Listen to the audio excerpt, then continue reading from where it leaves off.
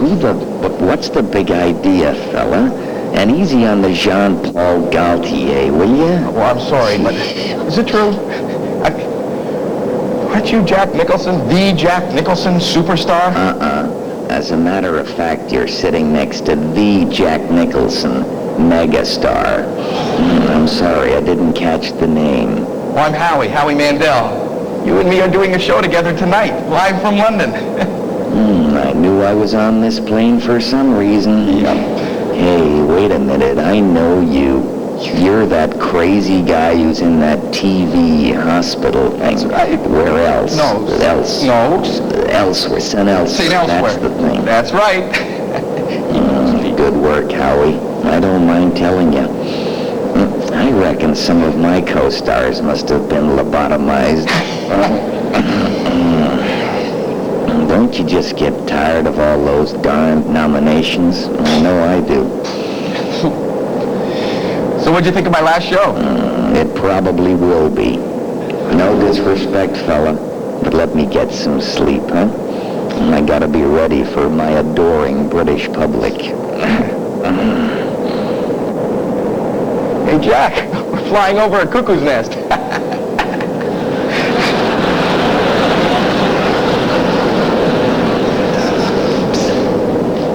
Jack Nicholson.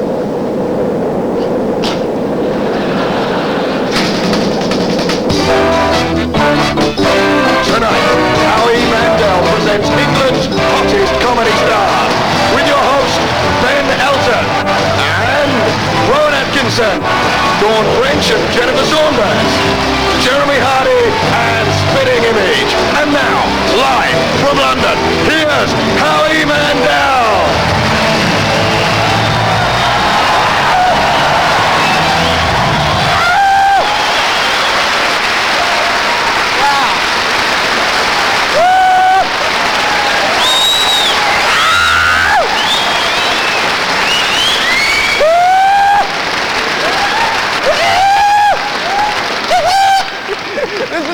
Wow, I'm in London. I'm Howie Mandel, and we're live in London. This is so weird. A lot of people in America have never been here before. I haven't spent. Spench is the American word for spent.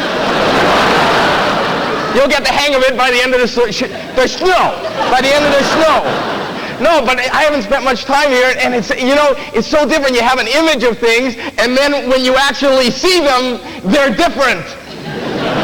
Why are you laughing at that? That isn't a joke, but I'll let you know when there is one. Anyways, no, it's so true. We see London, we always see in postcards. When you live in America, you see pictures of London in postcards, and on the postcards, I gotta tell you, your city looks so lifelike, right? But when you get here and you see it's a cardboard cutout, it's just so amazing. This whole set is amazing. This is like on a rooftop. It makes you want to sing chim chimney, chim chimney, chim chim chiroo, but I won't. Anyways, this is just so neat being here. I'm just glad to be here because I didn't think that I was going to be able to come, but I did, so that's why I closed my jacket, right? No, I didn't think I was going to make it here so fast because I was at my hotel and I napped a little bit longer than I would have liked to. So I got in the cab and I said to the cab driver, get me to the Hackney really fast, right? So around every corner we were going, and then by the time I got here, my throat was so sore. Because it's a long trip. Anyways. You people here don't know this, but the people in America who are watching, I'm not usually topical. None of my act is topical. And I never go to the newspaper for my act, but I figured I'm in another country. I'd like to read the newspaper and really get a feeling for where I'm at. So I brought the Sun. They like me. I brought the Sun here and I was just looking at the news. I got to show the people in America, page 3. Look! This is big news! Okay, they don't like tits here. That's so great. We got to move on with the show. The show's going to be great. I'm your American host, but you know your British host. He's a big star here, a very funny man, a great guy. You're going to love him. He's going to start off the show. Ladies and gentlemen, put your hands together and then apart and then together, because that'll make a clapping noise. For Mr. Ben Elton.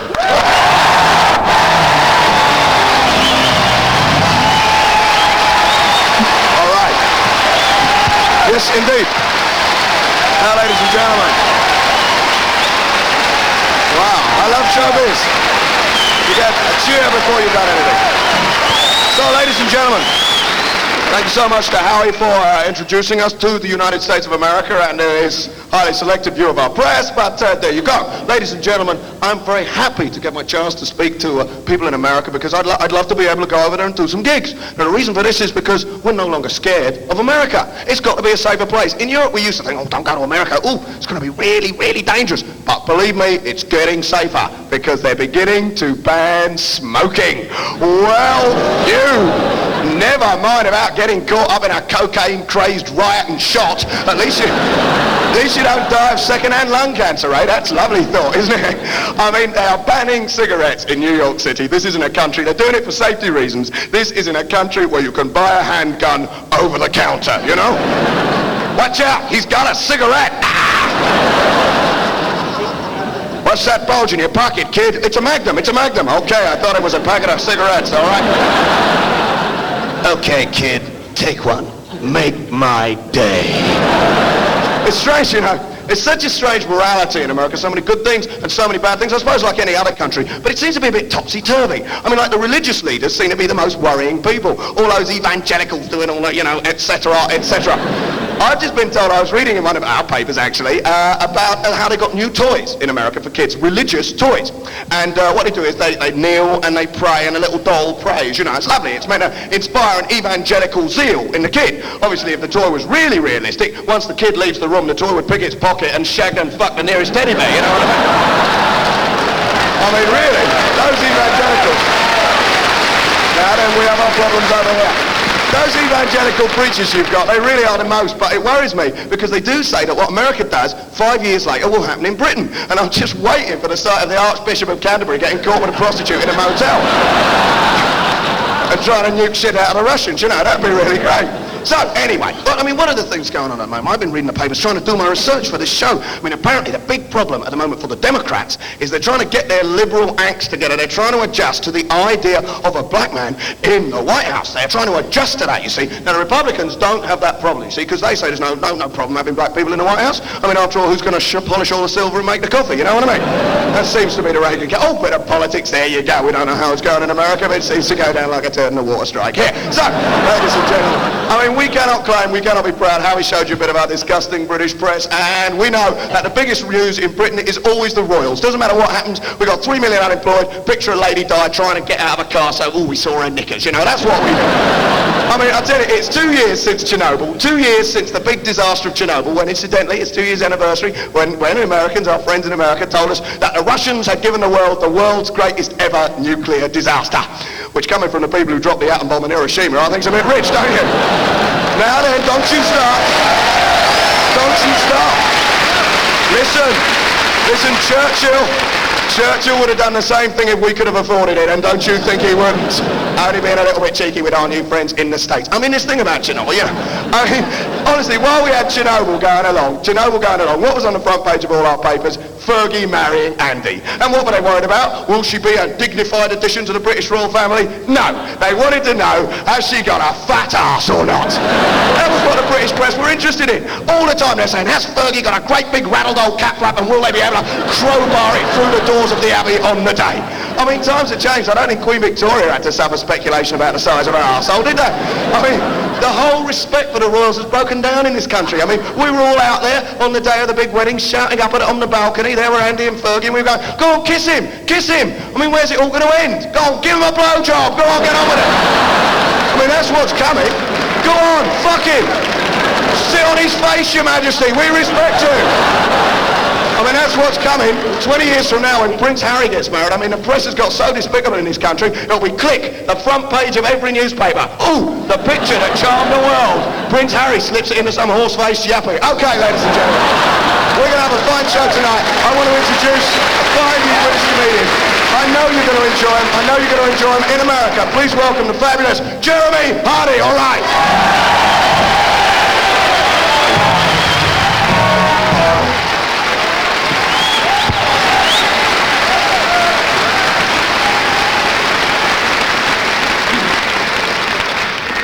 Well, thank you, Hackney, and good evening, America. Now, for the people in America who obviously aren't quite aware what a glittering celebrity I am in this country, I'll fill in a few biographical details. I come from a very large family indeed, mammals as a matter of fact.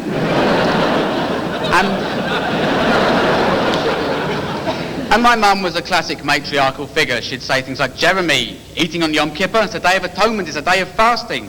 Playing football on Saturday, the Sabbath, you want to break your mother's heart? And I'd say, Mother, we're Church of England.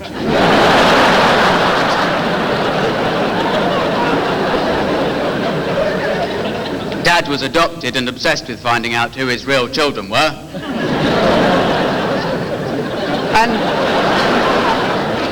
And I was a strange child. I was a bit of a loner. I didn't have lots of playmates. In fact, I didn't even have an imaginary friend.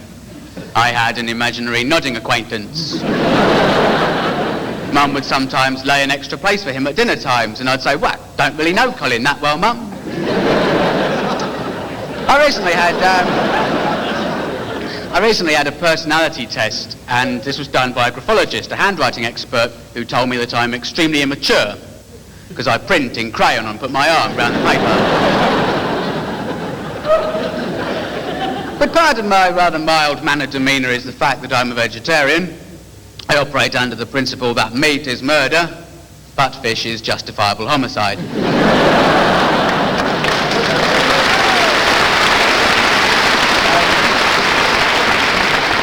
But I am a bit of a solitary figure, I suppose. I'm married now, but before that I didn't have much of a sex life.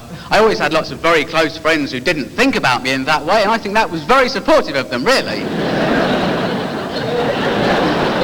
Bastards. And then I had this one particular friend who, we were very close, and there was an intensity, there was a real passion there, but there was no sex, because she felt it would spoil things. Spoil her sex life, I suppose, probably. She said she just wanted to be like a sister to me, so she breaks things and then blames me for it. I told her I used to have baths with my sisters, but she wasn't impressed by that, oddly. There are ways, however, of finding fulfillment. I don't know if anyone remembers leaning up against the washing machine.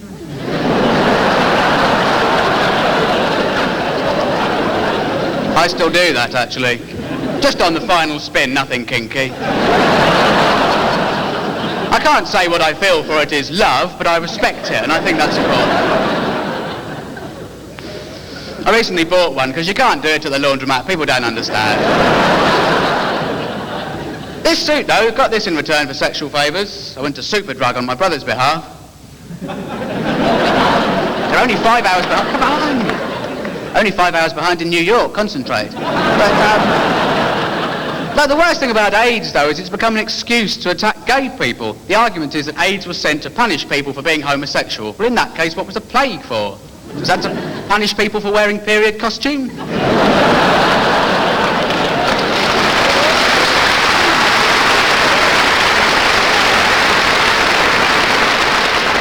Anyway, it's nice to be on TV, but the funny thing is, you've been on TV and then people see you live and they say, you look much bigger on television. They must have fucking big televisions, mustn't they? Anyway, I'm not that small. I mean, in proportion to the size of my genitals, I'm quite big. So,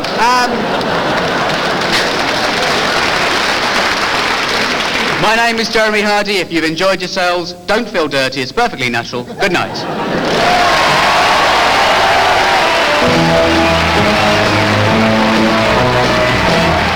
All right, ladies and gentlemen, that was Jeremy Hardy. Right now, it's a pleasure to welcome onto the stage a very, very, very big star in the United Kingdom. He sold out 3 months in the West End, which is our Broadway, only recently. And I know going to be big excitement in the theatre. Let's hope you're really excited too. I know you will. Will you please welcome my friend, Mr. Rowan Atkinson?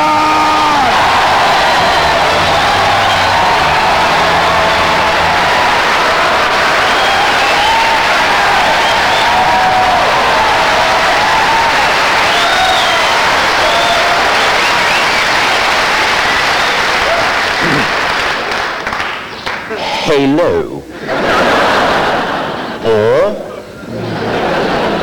to put it another way, good evening. And now, here is a short recap of the news of the week.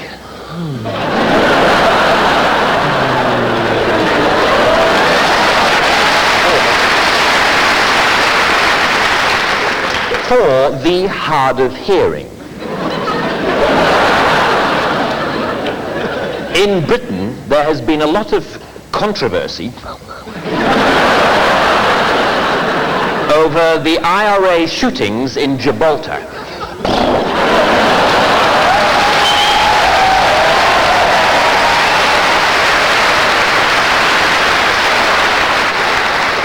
And now, abroad.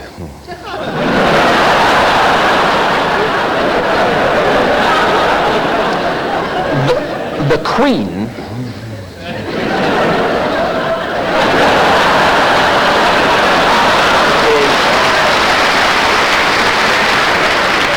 is in Australia.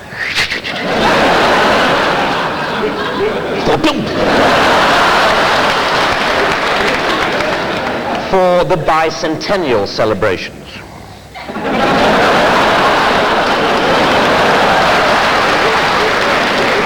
While in the Middle East,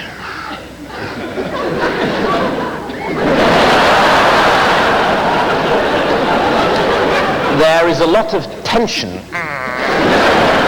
in the wake of the hijack in the Iran-Iraq war.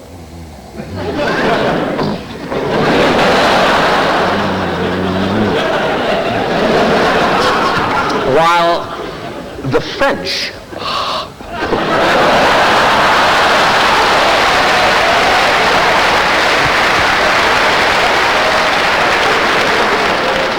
have started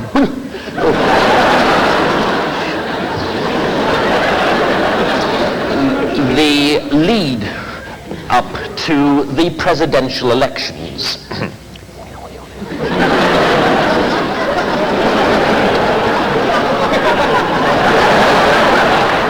While in America,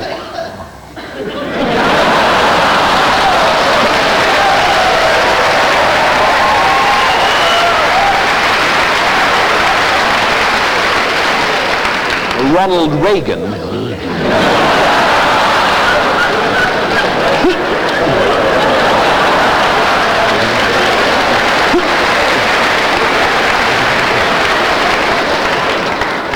is still trying to push ahead with an American federal budget of $1.1 trillion.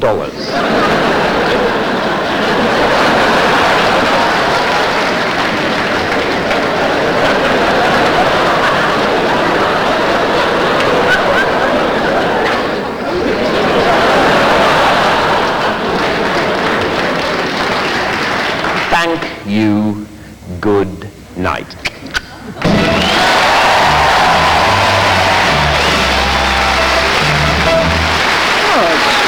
Very good. Very, very. Splendid. Very good. Enjoy it. Enjoy it. Look. Please. What are you doing, Ronnie? I'm not here. Why don't you come up and watch the show? I'm not falling for that old trick. I know what happens to presidents in theater boxes.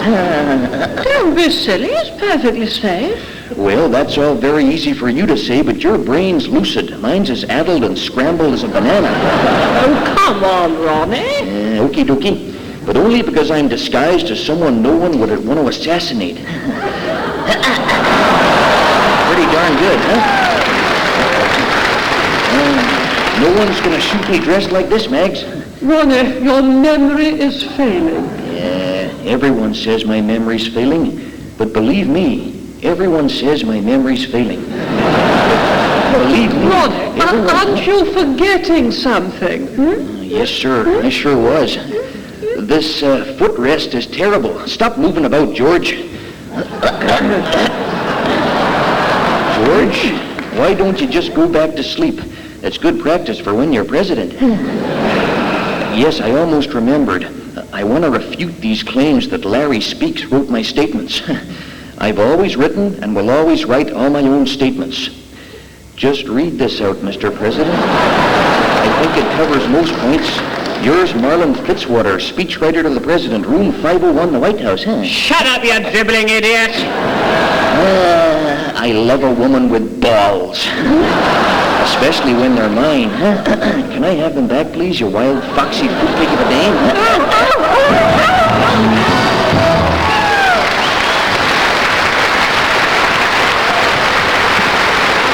Spitting image there. Terrific stuff. We'll be seeing them later on in the program. It's such a pleasure to be hosting this show for you with my mate Howie Mandel and everybody enjoying this. What did you just say? My mate Howie Mandel. No, I know, but it's sort of American. I just got to explain something. I know when you said my mate, Howie Mandel, that you mean my friend, Howie Mandel. Obviously. But in America, if you told somebody you were my mate, that would mean I was fucking you. We have like mating season, not friendly season. We fuck our mates. Oh, I now understand American foreign policy. That's what you did to Noriega, isn't it? He was friends for years, now you're fucking all over him. Good for you, okay? Terrific. We'll put a political satire there. Love it to death. Finally got round to it. You got a lot of other words. You got a lot of other words that we don't. Like, what do you say for cigarette? Well, we say fag. Well, you can't say that on American television. See, that's a derogatory remark for gay people, I know. Yeah, you can't say that. If you came to America and talked the way you talked and told people you were my friend, they'd think I was a cigarette. Wow, that's pretty terrible, because then they'd ban you. I mean, you wouldn't be allowed in public places anymore. Oh, wait, one more. How do you say hand? Hand, Howie. Oh, okay. Nice. Well, obviously our double act's got quite a lot of way to go, ladies and gentlemen, but that's international cooperation. Right now, we're going to introduce a really seriously fine double act. Please welcome the fabulous French and Saunders!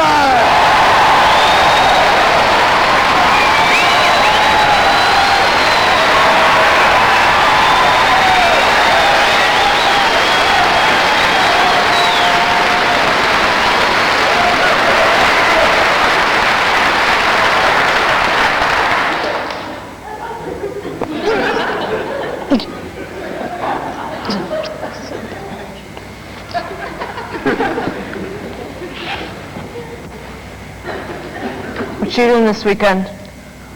I'm going riding in the country with my family.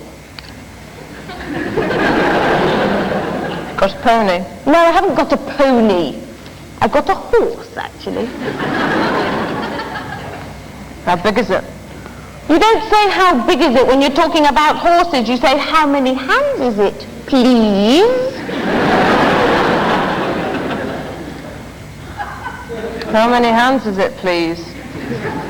It's 16 hands, thank you for asking.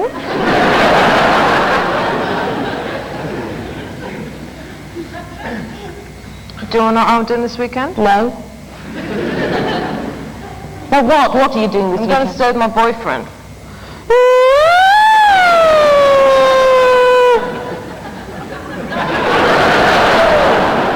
Is your mum there? Yeah, she doesn't know his parents are going away though.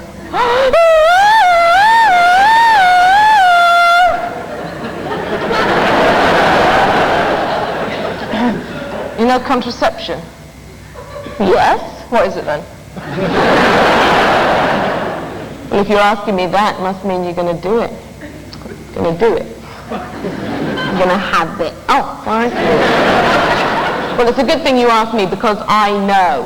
The first thing you need for contraception is a lot of towels. You have to get dark-coloured ones because they're going to get covered in a lot of goo and muck later on. And you go up to the parents' bedroom, you take off the bedspread, you spread out the towels, and you get on the bed and you just have it off. Well, how do you know when you're having it off? You don't know anything, do you? Have you ever seen a man's toilet parts? Or not? Not, right. A man has 3 dangly toilet parts, right? And the middle one is the important one. He calls this his pee-pee or his todger. Now, when he wants to have it off, the todger stands up about that big, and it's got all sort of cactus things coming off the side of it. All right, and when that happens, you know you've got to get on the bed, open your legs a bit, and wait for the eggs to come, stupid.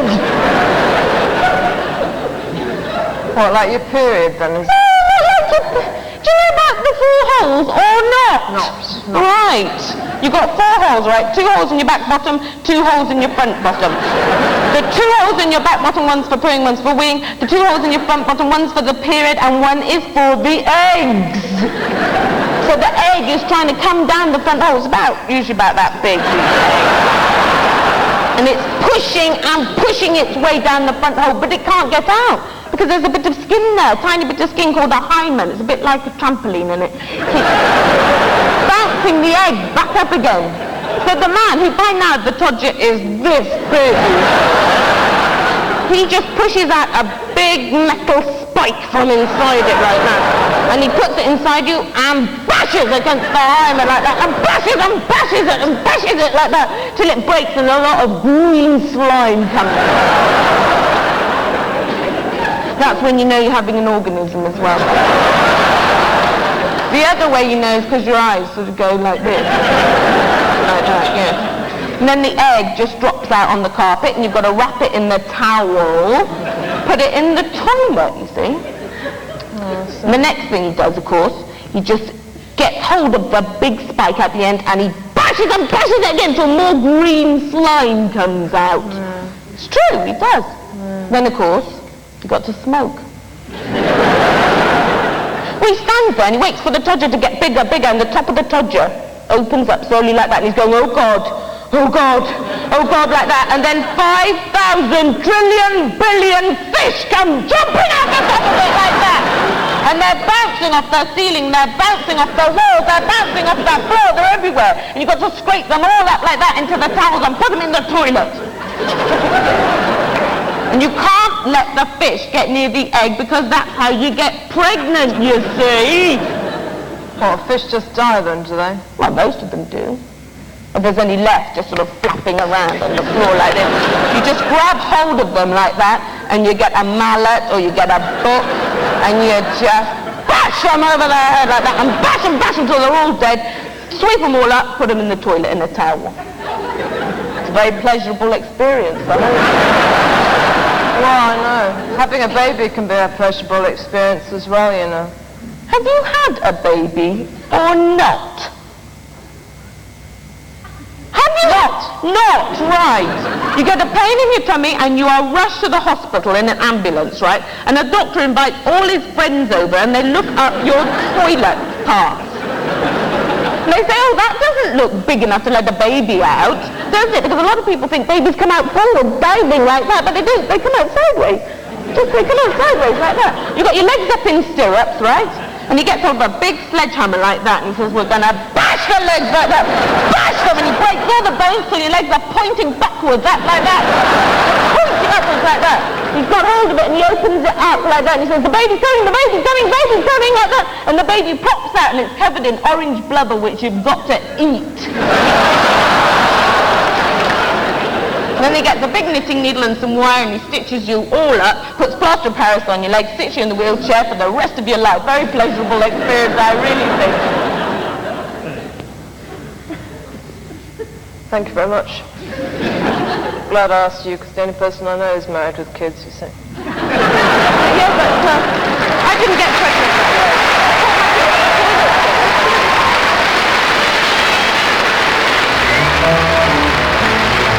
Yeah, French and Saunders.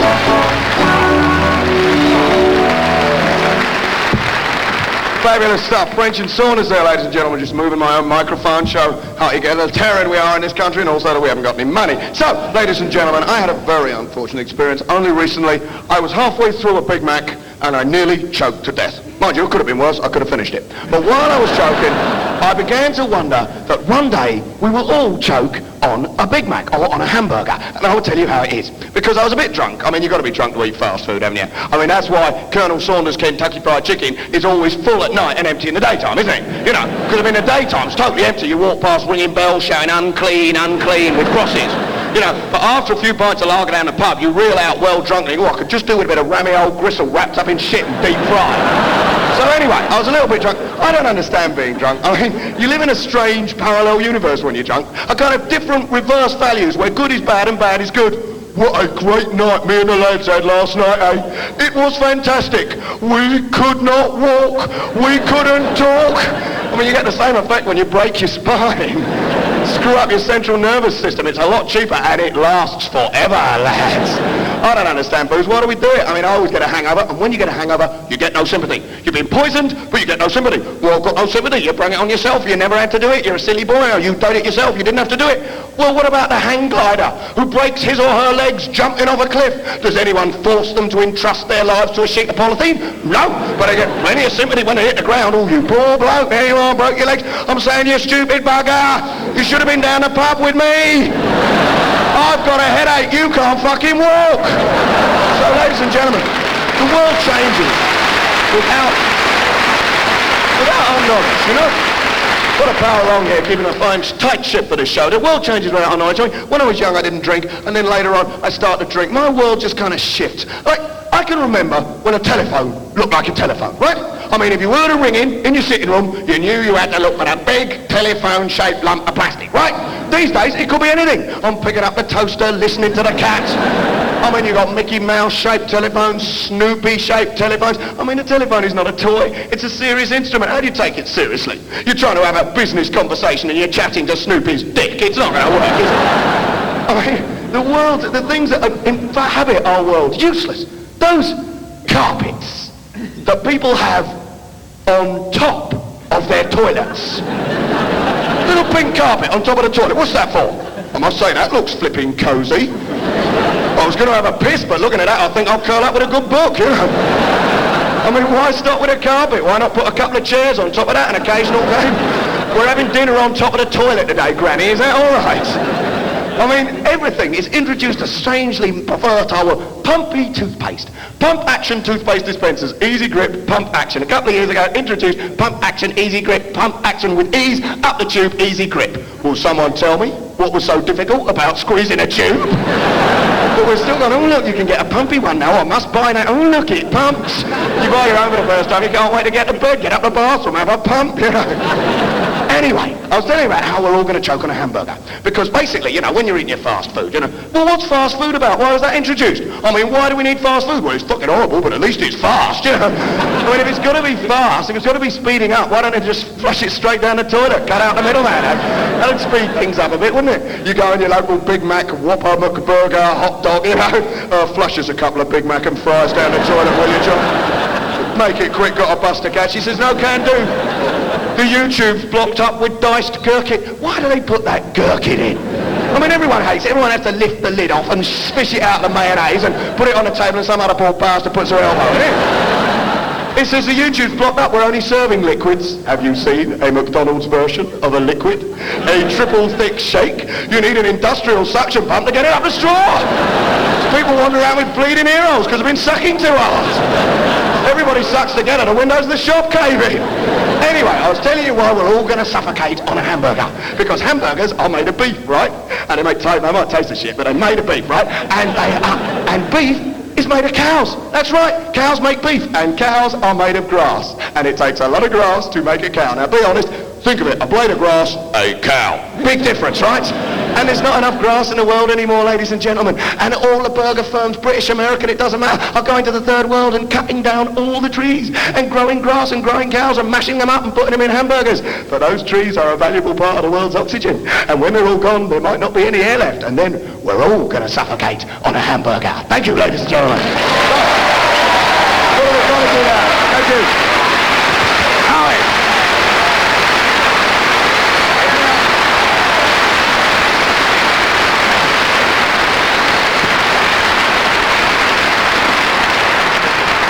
I hate the sun. Okay. We got a special surprise. I would like to ask everybody to rise. We have a special guest here. I'd like to announce, ladies and gentlemen, Her Royal Majesty, the Queen of England, Margaret Thatcher.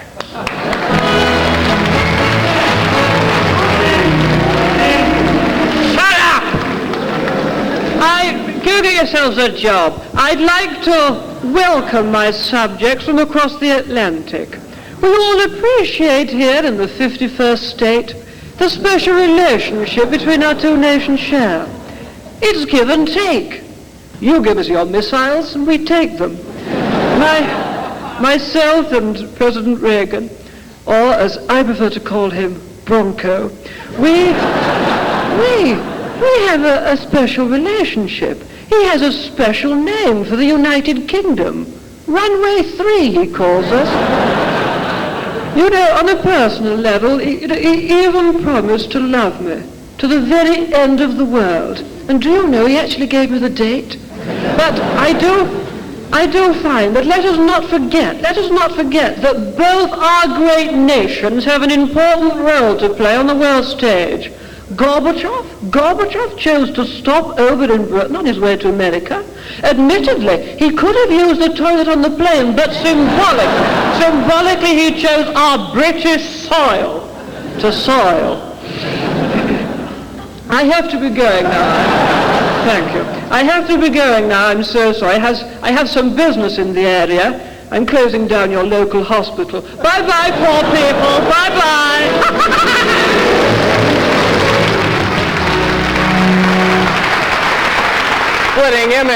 Splitting image. It's just, you know, coming to a country, this is so far away from where I come from. Well, this is where I come from, but this place is far away. I've been going around, I've been like the stupid-looking tourist. I was in Piccadilly Circus today, and I'm trying to find things that we don't have in America. This is what I bought. Listen to this. This is neat, because we don't have these, and this is going to catch on when you hear about it. I bought one of those Swatch watches, and I bought a Swatch watch that we don't have in America. It clips onto your crotch. But don't laugh, it's really neat, and the reason I like it is because it's a Swatch crotch watch. That's what the sign said, Swatch crotch watch, 5 pounds. I said, how am I going to hold that up? Anyways, what's great about it is at 6 o'clock, the big hand's on my dick. And it's going to last long, too, because it takes a licking and keeps on ticking. Which is a big saying in America. I want a chance to kind of meet the people. I haven't actually met people that want, this would be neat. Just what's your name? What's your name? What's your name? I've asked you 3 bloody times. It's not like I have much time. I'm just trying to meet. That's neat how you got this matching with this. Where's your name? Jack. Jack. Right. And I suppose this is Jill. And you guys just tumbled in here. Let me check your crown. What do you do, Jack? Well, I'm off today. Jack off is a term you don't know. Obviously you do know. Jacking off is kind of an international thing. And that's good to see. What do you do, Jack? I'm a salesman. You're a salesman. And what do you sell? Greeting cards. Greeting cards to people with birthdays. I'm like a mind reader. What's your favorite little saying? Like a very British saying on a British greeting card. Happy birthday. Wow!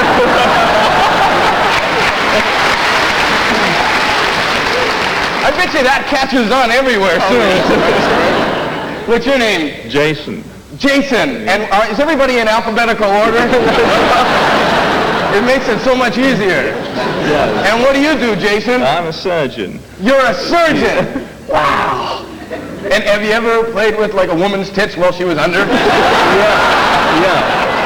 Every time. Every time. Get his face on camera. What kind of surgeon are you? What do you specialize? I'm a general surgeon. A general surgeon. So you'll if the lieutenant gets shot, you can't fix it. That's right. That's great. So you'll just open up any part for the money. That's good to see. What is your name? Martin. Martin. You're out of order, Martin. You'll have to move to the M section. What do you do, Martin? I got a wine business. You got a wine business. You just stand in a room and go, oh. Because a lot of people don't like doing it. What is your wine business? It is wine, isn't it? Sure. Isn't it amazing how I just come up with this shit? Is it like Martin's Wine? Just about. Just about Martin's Wine. That's a good name. We're having meat. I'd like to order a bottle of Just About Martin's Wine. Almost Martin's Wine is, I guess, the earlier edition of those bottles. What do you mean, Just About Martin's? It's my surname as well. Martin Stillwell Fine Wines. It's your surname as well. I don't know what the fuck you mean. You mean your name is Martin? My business is called Martin, isn't that redundant? What? My business is called Martin Stillwell Fine Wines. Right? There's a communication gap happening now. You said your name was your surname too, and we're talking about wines. I don't know what the fuck's going on. Help me, Martin, help me. Issue, can we get the surgeon driver card? What do you do? What do you mean? It is Martin's, and you are the owner of the company? That's great. Is this your wife? No. Are you fucking her? You want to answer? Pardon me? You are, aren't you? I can tell.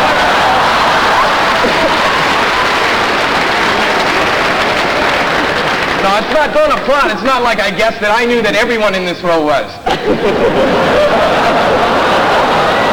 See, I wouldn't know that by looking at you. I wouldn't know that by... You people leak a lot, you know, and that's so weird. You can't judge a book by its cover. You really can't. You know, I was in the back hall before I came out, and there was a short and stout guy standing in the back hall, and I'm looking at him, and he's standing there like this, right? So naturally, I figured this guy's a little teapot, right? Because he was short and stout, and here is his handle, and here is his spout. But it turned out he was just a coffee mug. This is so neat. I'm just excited to be here tonight. I couldn't sleep all last night. All I could do was this. All last night. I called down to the front desk. I said, I can't sleep. The guy said, can you do this? So I got 8 hours of this. I said, what should I do? He said, try counting sheep. I drove all over London last night looking for a sheep. I couldn't find one fucking sheep. But I got my sleep. The show must go on. Here's a guy you saw before. You're going to see again. I'm now a fan of his, and I'm sure you're a fan of his, and I'm sure now America is a fan of his. Ladies and gentlemen, Rowan Atkinson.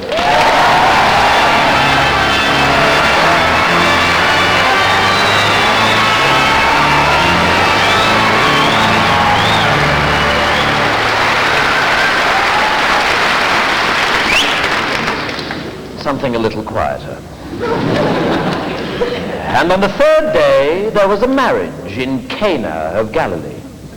And it came to pass that all the wine was drunk. And the mother of Jesus said unto the Lord, they have no more wine. And Jesus said unto the servants, fill 6 water pots with water. And they did so. And when the steward of the feast did taste of the water from the pots, it had become wine, and he knew not whence it had come. But the servants did know, and they applauded loudly in the kitchen.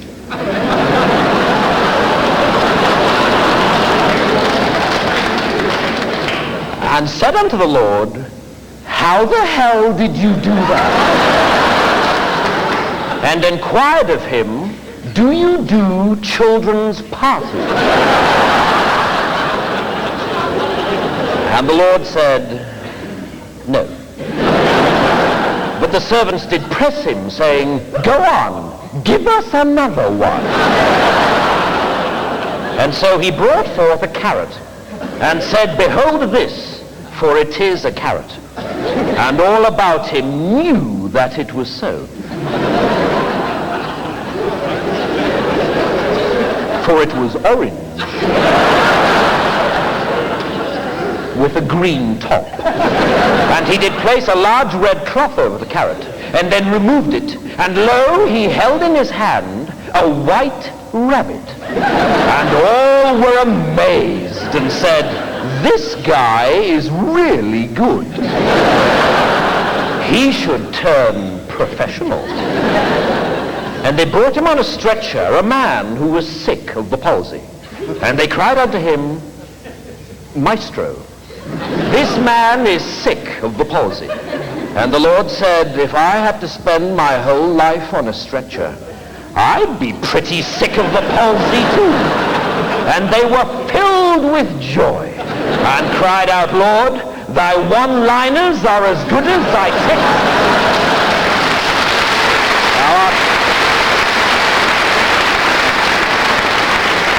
Thou art indeed an all-round family entertainer. And there came unto him a woman called Mary, who had seen the Lord and believed. And Jesus said unto her, put on a tutu, and lie down in this box. And then took he forth a saw, and cleft her in twain. And there was much wailing and gnashing of teeth. But Jesus said, O ye of little faith, And he threw open the box, and lo, Mary was whole. And all agreed this was a completely brilliant trick. And they hadn't had so much fun since Nazareth won the Super Bowl.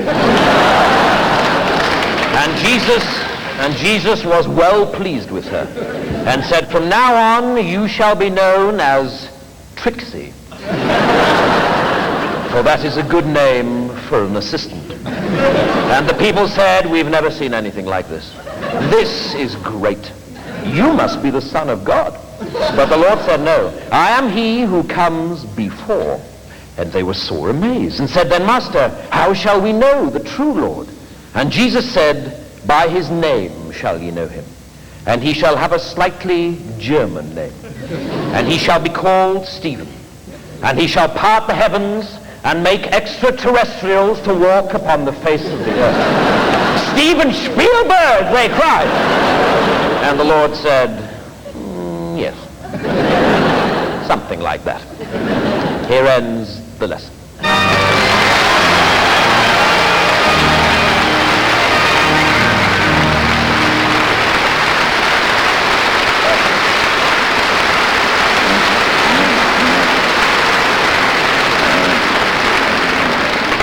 Here's typecasting.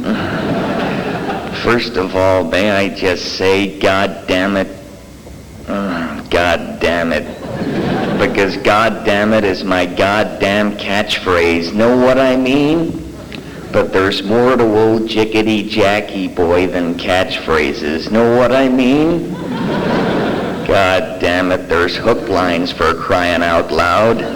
So let's not get heavy about old Jacko's performance being exactly the same for every picture. Know what I mean? God damn it, for crying out loud. I can do Shakespeare. To be or not to be? That is the goddamn question. Howie. Howie, you cannot interrupt me. I'm in the middle of my spot. Well, the thing I can do Samuel Beckett. I know. Samuel Beckett. Here's Gatto. Oh, that's great. How about that, Howie? Huh? Not bad. That's great. I just wanted to work with you. I know we were on the same show, but it's a real honor to actually do something with you. That would be neat. Well, what do you want to do, Howie? What do we want to do? You're in the way. Excuse me. Could you move that a little closer? We should improvise. Okay. Up next on is Motor Mouth himself, Ben Elton. I could have...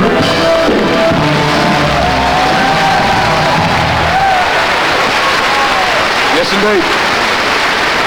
Now, ladies and gentlemen, I would like to discuss, just before we close, a little concept that haunts us all, and I think it's important we should share it. Since we're making friends across the Atlantic, we should share that which unites us. Because, you see, we all have a symptom. When I left the house today, I nearly couldn't get out. I nearly didn't make it to the show. Because, of course, I spend the whole time trying to turn off lights, thinking, oh my God, did I turn them off? Checking the gas taps, ringing the gas board, telling them to cancel the gas. And when I'm walking up the road, I'm thinking, oh my God, did I leave a load of burning cigarettes around? And maybe I left a big sign outside that said, burglars, the house is now empty. Please walk in. That is a symptom of a little devil that lives inside all our heads, whatever nationality, whatever race or creed. And that devil's name is called Captain Paranoia. And his job, or her job, is to leap out onto people's shoulders and whisper in their ears and fuck up their lives. It is the captain who is with you in the middle of the darkness of the night when you are trying to get to sleep at midnight and you hear a distant creak. The captain jumps out onto the pillow and goes, well, bugger me. Didn't that distant creak sound exactly like the stealthy footfall of a mad axeman? So you pull up your blankets tighter, because then you're safe. When a blanket's a really great guard against an axe. works, you know, it works every time. The captain is with us at all times. Beware, ladies and gentlemen, medical half-truths. I was unlucky enough to be told a few years ago that when your hands ache, sometimes it could be a symptom of a stroke, a heart attack. So every time my hands ache, the captain's going, you're going to die. You're going to die. You're having a heart attack. You're going to die. I'm going, my hands ache. He said, yeah, your hand's aching. You're going to die. I say, Captain, I slammed it in the door. He says, it doesn't matter. You're going to have a heart attack. I go to the doctor. I say, doctor, there's this strange lump in the side of my mouth. He says, it's a piece of chewing gum. The captain's going, no, it's cancer. He's just trying to comfort you. That's all. The captain is a weird guy. I mean, in guy, bit of American, right on. Fair enough. I've done my research. Homelands. Anyway, so, where were we? The captain is a weird bloke or guy. In small things, in big things, he has us. You're walking along the street, and there is a police officer on the other side of the road. The captain's going, you look guilty. You look guilty. Don't know what you've done, but you must have done it because he knows.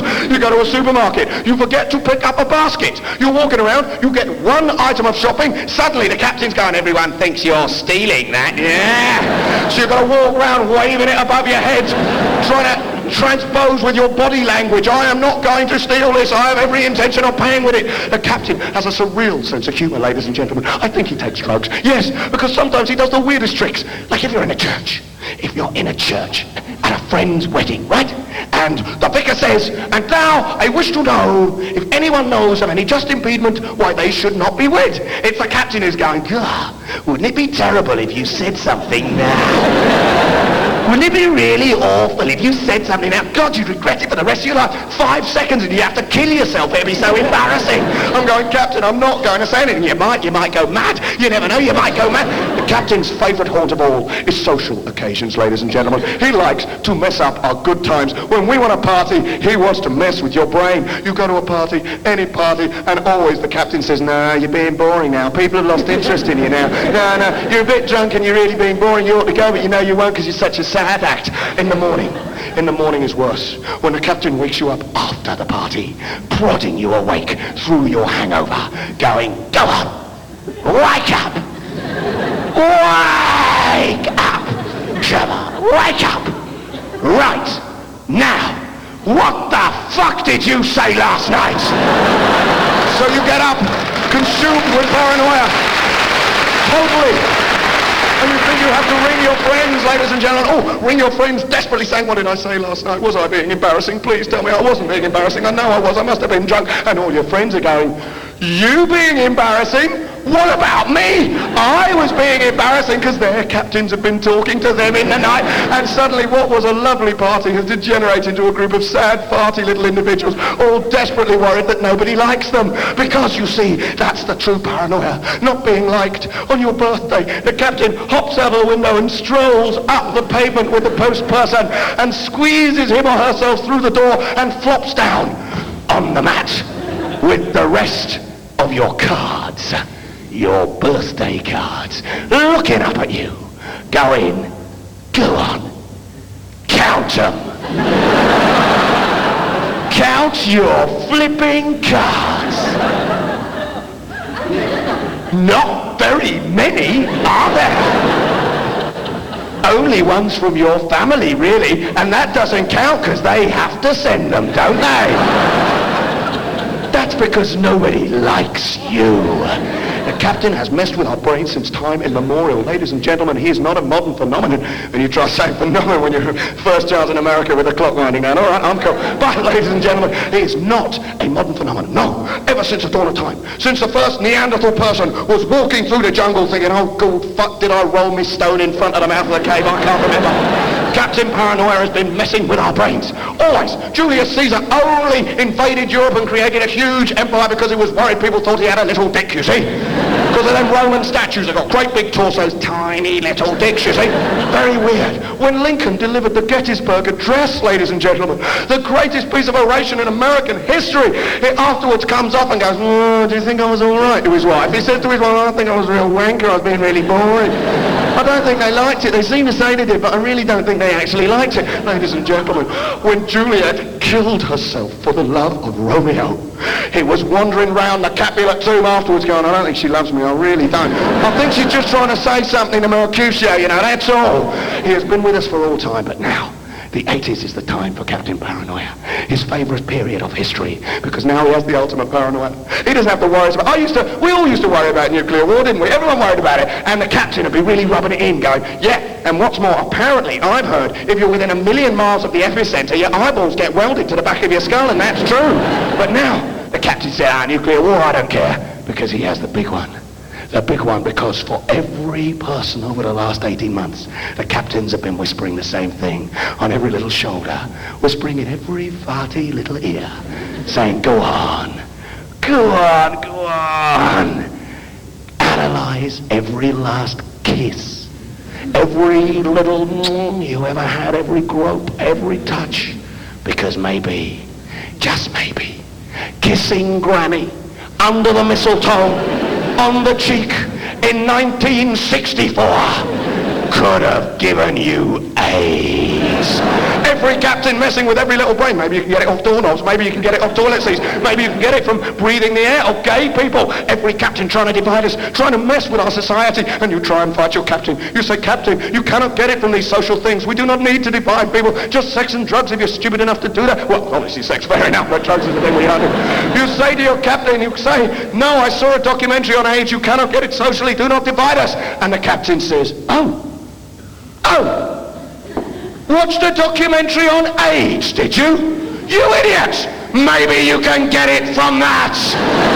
Ladies and gentlemen, do not fear Captain Paranoia. Do not fear Captain Paranoia. And let us not let him make us fear our brothers and sisters. Ladies and gentlemen, what a wonderful, wonderful show. Well, you've given us a great show. I hope we've done the same to you. My name's Ben Elton. It's been a wonderful night for me, and I hope for our guest and friend, Howie Mandel. Live from London, it's So Long Guys and Hip Hip.